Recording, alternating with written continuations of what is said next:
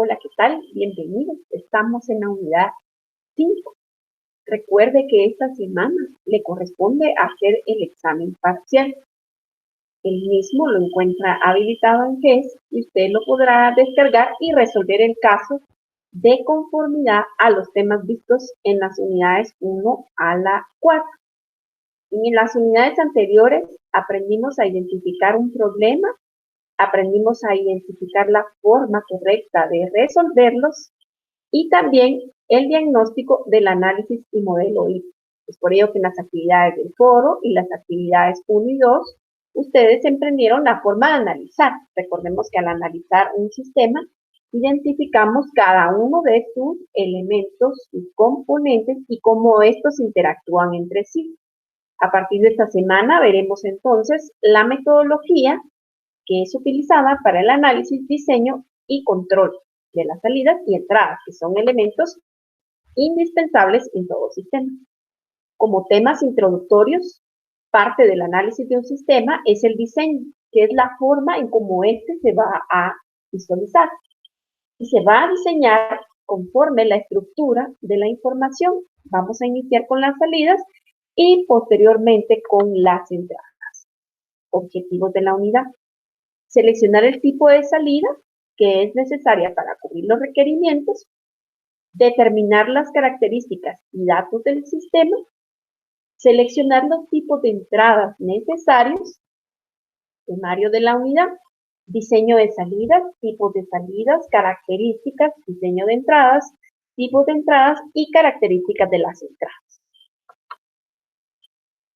Recordemos que en las unidades pasadas vimos que es una salida y una salida es el producto que el sistema genera al procesar un insumo o una entrada. Esto quiere decir que por medio de la salida se determina si se está cumpliendo o no con los objetivos. Las salidas comúnmente es información.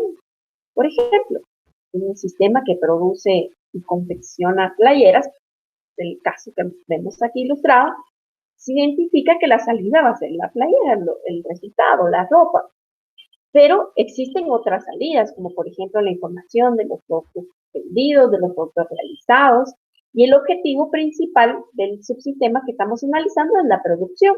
Para ello vemos las entradas, necesito tela, patrones, tijera, hilo, y vemos acá en los procesos todos los pasos involucrados, como dibujar, cortar, confeccionar, empacar, y siempre existe una retroalimentación que nos ayuda a supervisar, por ejemplo, el control de calidad de la misma, que sea correcta, que sea conforme a los requerimientos determinados, porque si no, la salida no va a producir los resultados que estamos buscando. Dentro de los objetivos de las salidas podemos identificar proveer información acerca de actividades pasadas, del estado actual de las cosas, de proyecciones del futuro, por ejemplo, y señalar eventos importantes a partir de ellos. Por ejemplo, organizar adecuadamente los datos, problemas, situaciones anómalas.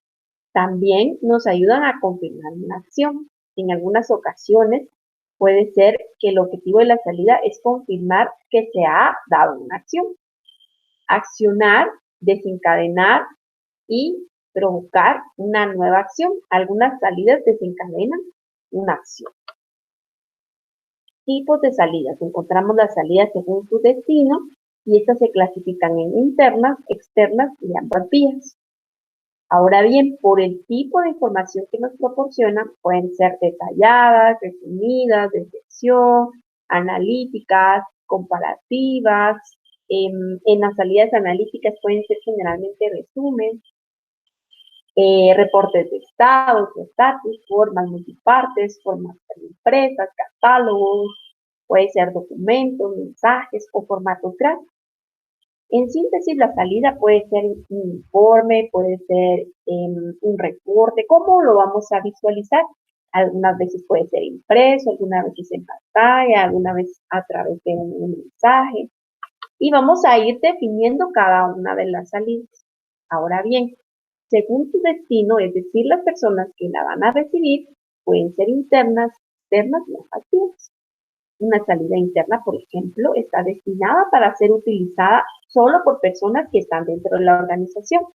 por ejemplo, para efectos de confiabilidad de la misma, por ejemplo, para aspectos de seguridad, y esto es solo para ciertos puestos, quizás ciertos rangos de autoridad.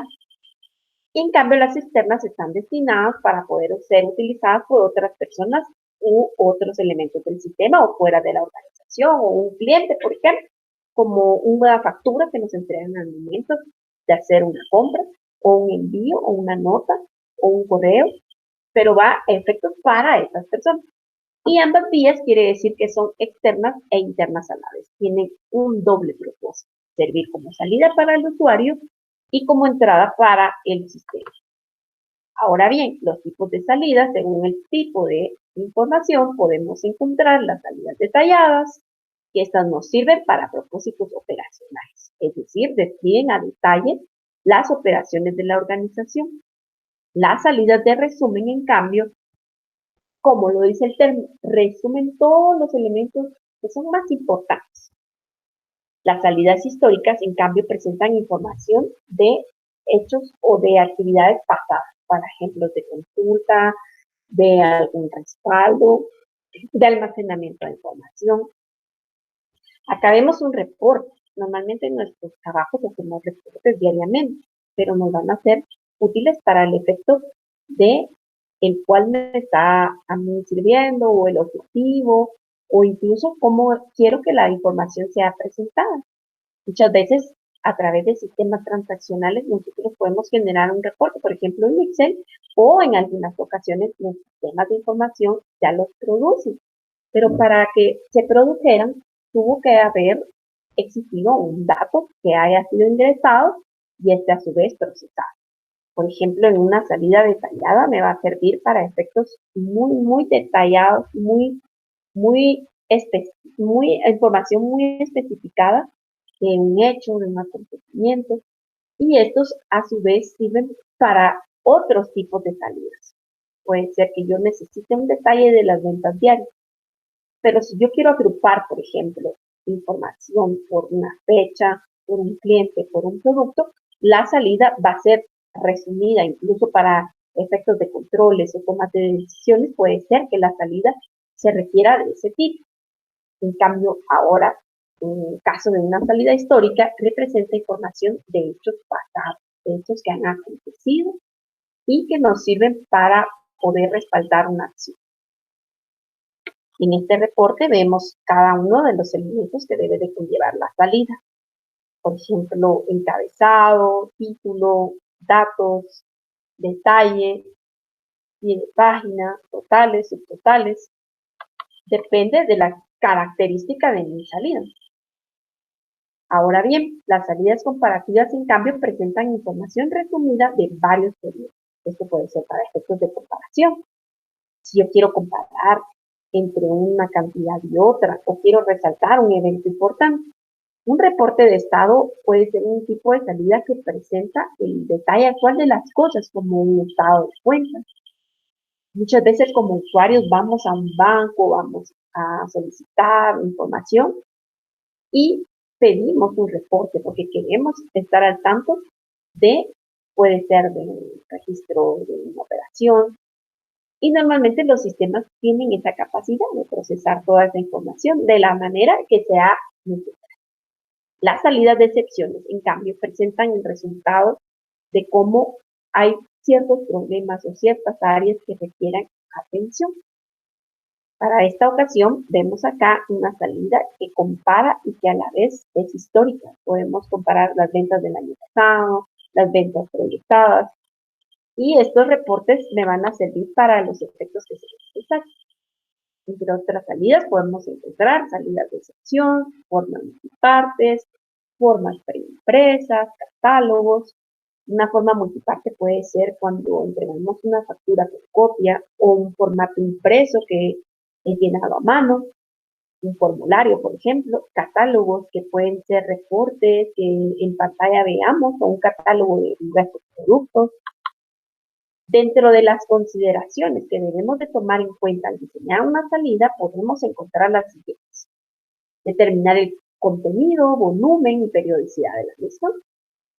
Seleccionar el medio o producción que va a ser requerido, por ejemplo, la calidad, el volumen, en dónde va a ser requerido, la velocidad de acceso a la información, qué tan a menudo y qué tan actualizada se encuentra la misma, el almacenamiento y duración de la misma, cómo se va a registrar, qué uso se le va a dar, alguna regulación en cuanto a su distribución, almacenamiento y producción, costos iniciales de producción, de distribución, de suministros, de tiempos, de personal, de máquinas, requerimientos ambientales como por ejemplo ruido, cableado, espaciado, la confiabilidad, el software, hardware, el software que va a ser requerido o soporte técnico y descripción de diversos medios. Todos estos elementos en conjunto son consideraciones que debemos tomar en cuenta en el diseño de nuestra salida. Si la vamos a querer todos los días, si la vamos a querer todo el tiempo, qué cantidad de páginas o cómo la voy a visualizar, en dónde, en qué momento, quién puede tener acceso a ella. Son algunas de las consideraciones. En cuanto a formatos, podemos encontrar encabezados, datos de cabecera, el detalle, pies de página.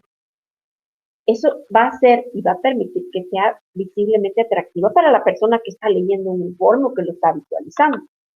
Algunos consejos prácticos, fácil de interpretar, si no, no va a ser posible usar. Lectura organizada, que esté de arriba hacia abajo, de izquierda a derecha. El espaciado, el tamaño de las formas estándar, si lleva varias páginas, una numeración, que se adhiera a las normas y procedimientos. No utilizar solo un único tipo de reporte para satisfacer una necesidad. Tenemos que estar abiertos a cualquier cambio. Ahora sí, como ya vimos que las salidas se pueden diseñar y las podemos visualizar de diferentes maneras, lo mismo pasa con la entrada. Aprendimos en los capítulos pasados que una entrada puede ser un dato que al ser procesado se convierte en información o puede ser materia prima en un sistema. Al tomar de base el modelo IPO, Input, Process y Output, podemos identificar que una entrada es ese insumo. Lo podemos observar como información, como datos. En un ejemplo, para la producción de playeras, como vimos, o pantalones, algún elemento tangible, yo necesito, dijimos, tela, necesito patrones, hilo, tijera. Esos en aspectos físicos, en aspectos que puedo yo visualizar, palpar. En aspectos de datos, quizás para ingresar al sistema necesito una solicitud de un cliente, necesito un informe de un pedido que se va a efectuar para yo obtener esa producción. Si no, no puede darse el proceso. ¿Entienden este aspecto de cuán importante es una entrada? Los objetivos de las entradas nos permiten el ingreso al sistema para que pueda producir resultados posteriores. Asegura que los datos son correctos y que al validarlo, el usuario puede establecer, ingresar sus datos, puede tener una retroalimentación, puede corregir.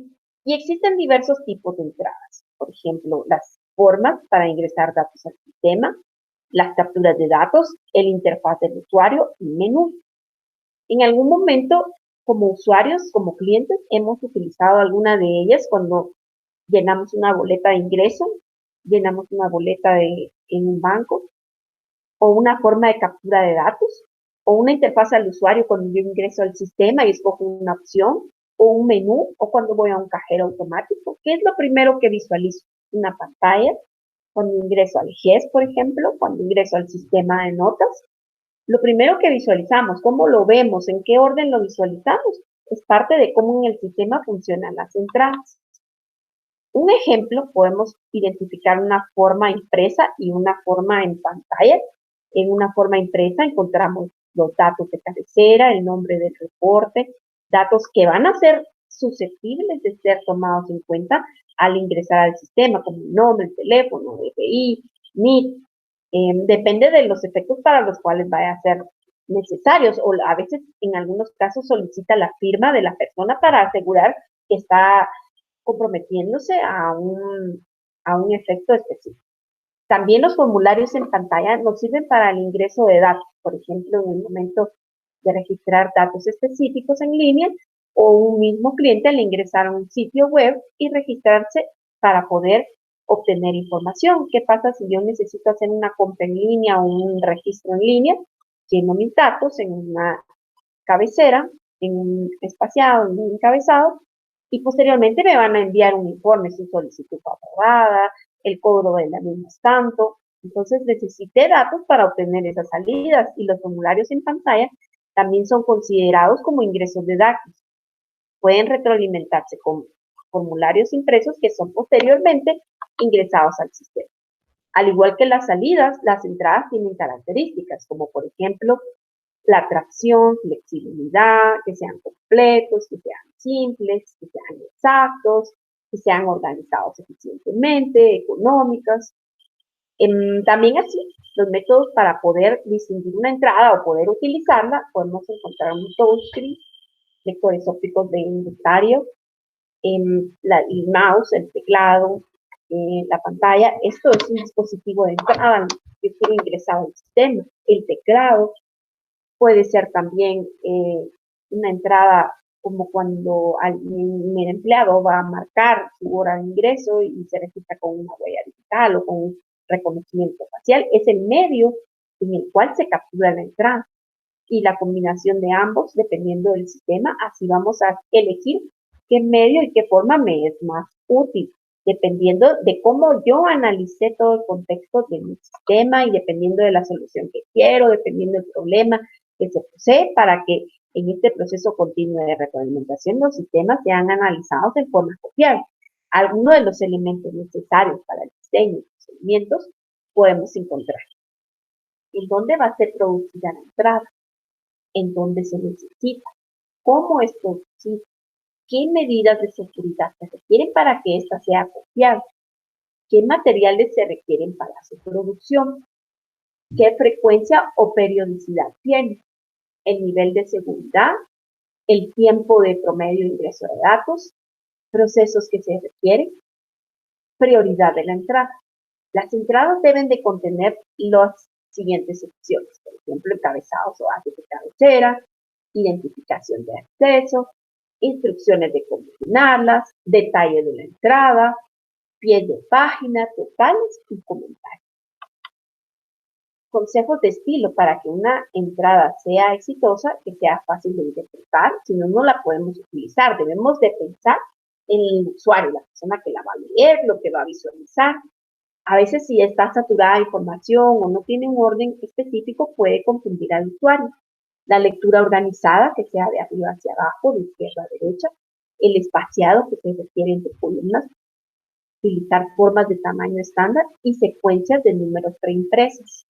Yo veo que tiene una secuencia 1, 2, 3 páginas, me puede servir a mí en el orden en que yo debo de establecer esa secuencia. Y en cuanto al diseño, a ustedes más adelante en el taller o laboratorio o casos que vamos a ir haciendo, en las siguientes asignaciones, van a hacer sus propios diseños. Estos tienen que ser atractivamente visibles, deben de conllevar encabezados, identificación de la forma, las instrucciones de cómo llenarlos, el detalle, firmas, totales, comentarios, el hecho para que sea vista de una manera práctica. Con ello concluimos este capítulo. Es importante que ustedes retroalimenten las unidades de la 1 a la 4, que es el contenido que se les evaluará en el examen parcial. En las siguientes unidades trabajaremos con diversos casos de estudio en donde ustedes van a diseñar las entradas y salidas del sistema que sirven para los elementos del flujo lógico de la información. Esto nos sirve para el diseño de formas, para el diseño de procesos, que son elementos indispensables en el análisis de sistemas. Es importante que en esta parte de diseño seamos creativos. Muchas veces como usuarios utilizamos los sistemas y vemos toda esa información, pero obviamente estos ya fueron previamente diseñados y fueron previamente diseñados por quizás un diseñador, por un analista, por un programador, y quizás en nuestras competencias como parte de administración y procesos, no vemos toda esa parte lógica de la estructura de programación y lenguajes que requieren, pero sí tenemos que tener en cuenta estas características para que al diseñar nuestros sistemas sean útiles, sean atractivos, sean con la información y los datos que nos van a servir para que tanto el usuario como el diseñador, como el administrador y todos los elementos que conforman nuestro sistema puedan adherirse a cada uno de los pasos y procesos que dentro de la organización se ejecutan.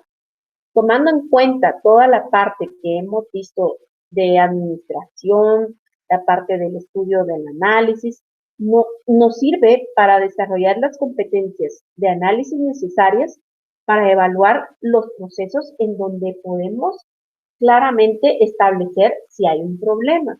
Esos son temas que hemos visto con anterioridad. La priorización de los problemas, la selección, la determinación, el enfoque de cómo poderlos resolver al tener una solución, cómo la puedo descomponer por medio de un todo a través de un modelo HIPPO. En el modelo HIPPO tenemos claro que tenemos las entradas, que tenemos los procesos, que tenemos las salidas. En el momento de identificar en el modelo HIPPO, es necesario tener claro cuál es mi salida como primera instancia. Puede ser una o varias salidas, tomando en cuenta que estas son información. Para el examen parcial, ustedes deben de analizar cuáles son las salidas de sus sistemas que les están solicitando. Pueden ser informes, pueden ser reportes, pero tener la clara certeza que estas salidas me van a permitir a mí cumplir con un objetivo. Este objetivo tenemos que tenerlo claro, es el enfoque de la solución, de un análisis. Cuando yo tengo claro ese objetivo y establezco mi salida, yo ya sé qué es lo que quiero, hacia dónde voy. Después de ello, segundo paso, establezco mis entradas. Las entradas son todos esos elementos que van a ser de utilidad. Puede ser el dato de un cliente, puede ser un pedido, todos los requerimientos. Cuando hablamos de datos no tenemos que ser tan generales y decir datos de cliente. Podemos incluir nombres, NIF, DPI, todo lo que me va a servir para retroalimentar mi salida. Después de ello tengo que establecer los procesos. ¿Cómo lo llevo? ¿Cómo lo llevo a cabo? ¿Cuántos pasos tengo que hacer? De un orden desde la entrada hasta la salida. Estos pasos me pueden a mí decir, primero hago esto, esto y esto, en una secuencia cronológica. Todos estos pasos inician con un verbo. Ustedes lo han efectuado muy bien en el desarrollo de los foros y de las actividades, teniendo claro que los procesos nos sirven para tener una secuencia de cómo llevar a cabo el estudio del modelo HIPPO. Y el feedback o retroalimentación nos va a ser de utilidad para establecer qué procesos correctivos, qué acciones me permiten tener un adecuado y un correcto elementos en el desarrollo de mis procesos, como verificar, como supervisar, como la calidad, y que mis salidas puedan ser alteradas con el fin de obtener los resultados que estoy buscando. Con ello, llegamos a la primera parte del desarrollo y análisis del curso, en donde ustedes han aplicado diversos casos prácticos con el fin de analizar tareas que comúnmente desarrollamos en nuestros trabajos, en nuestras empresas, y que toman en cuenta procesos que diariamente hacemos. Un sistema interactúa como un todo y todo lo que nos rodea podemos visualizarlo de esa forma. Por ello que en el curso de análisis de sistemas ustedes han tenido esa capacidad de análisis, han desarrollado la habilidad de poder descomponer en un todo cada uno de sus elementos y es por ello que son algunas de las competencias que a ustedes se les evaluará en el examen parcial. Te agradezco su atención y el desarrollo del presente capítulo.